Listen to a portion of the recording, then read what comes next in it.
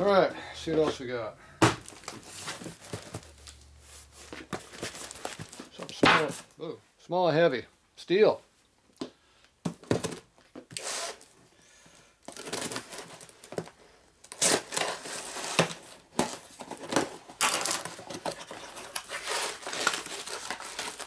Two of them. Metal, both.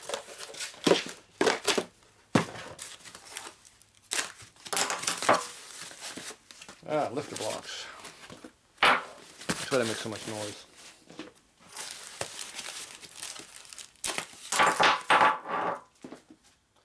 Cast iron are heavy. Alright, what do we got down here? Got a silver one and a rusty one. And early and late.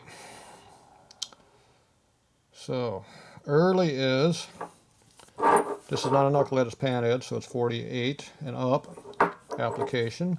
They didn't come out cast iron until 53, because they did it when they went to hydraulic lifters. They drilled holes in them for the hydraulic fluid to go through, the oil. So, that's what this hole in here is. If you have aluminum lifter blocks, they're 48 to 52, they don't have the oil hole in them. And they're aluminum, which is horrible material. They break like crazy. So these ones here are what they are. This one here is a rear one because it's marked rear. It's got a bunch of casting numbers over here, so it's got 73 casting number on it. So we know this is 73, which means it's going to be a shovelhead part.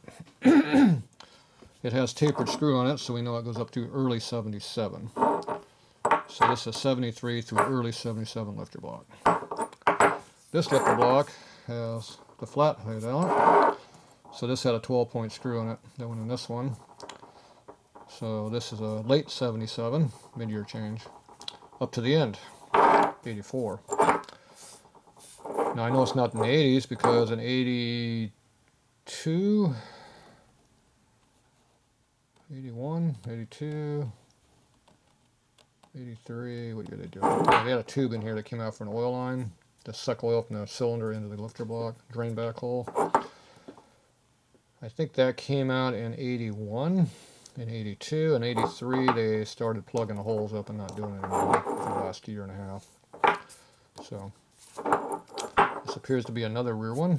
So that means when you look at the blocks, you have the oil hole right here. That's a rear one. Oil hole right here.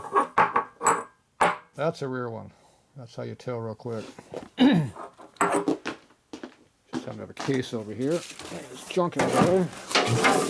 Crappy fender in the way. So, damn, excuse me. See the oil hole right here? Okay, put it like that. See, oh, the oil's not here. It's over here because it's just a rear one. See how the oil hole's in the front? See oil hole? Oil hole line up. Oh, it fits this one. Look at that. The bolt pattern's also a little different looking. So this one here is more squarish looking. This one here, it's more, it's got more like a titty sticking up. It kind of goes like that a little bit. So when you look at it, you can tell it's a little bit different looking just by that also, if you're good with your eyes. But all you gotta really do is remember where the oil hole goes, put your block in there, and you can tell exactly which one's which. Not all of these are marked front and rear where you can read it. So the late stuff is, the early stuff is not. So obviously it does not fit on that one.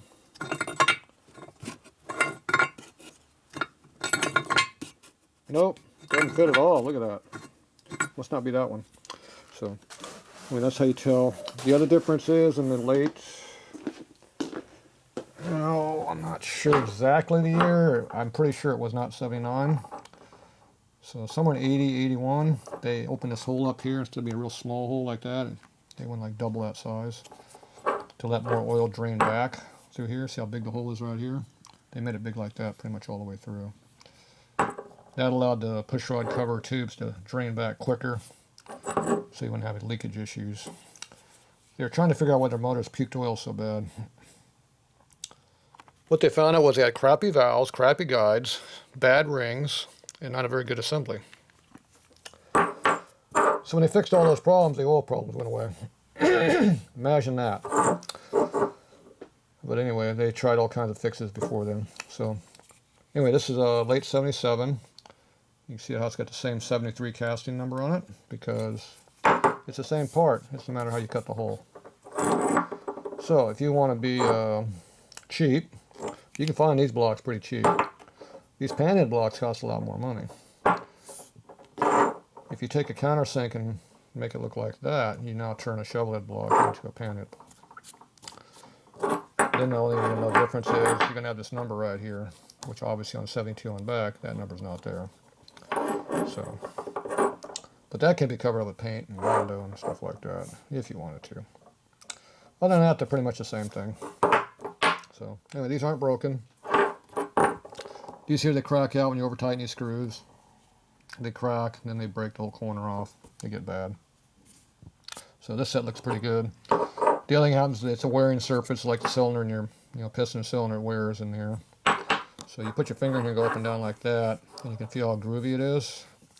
It has like these steps you go through if it's worn real heavy. This one actually is pretty good shape. It's not really worn much. It's got a vertical scratch in there, but it's not really worn heavy. You can see a little bit of a step there. See right here, about a 16th end, you can see a little bit of an edge there. Very little. That's very, very light wearing. So this is pretty low mileage. Back here, it's also in pretty good condition. Don't really feel a big lip in there. So these are both pretty nice condition, especially that early one. It's rare to have an early one. Of course, it ain't that early. It's a shovelhead, but they had better oil later on, and better maintenance, better oil. Makes a big difference on making lifters live better. So anyway, these are actually pretty good condition.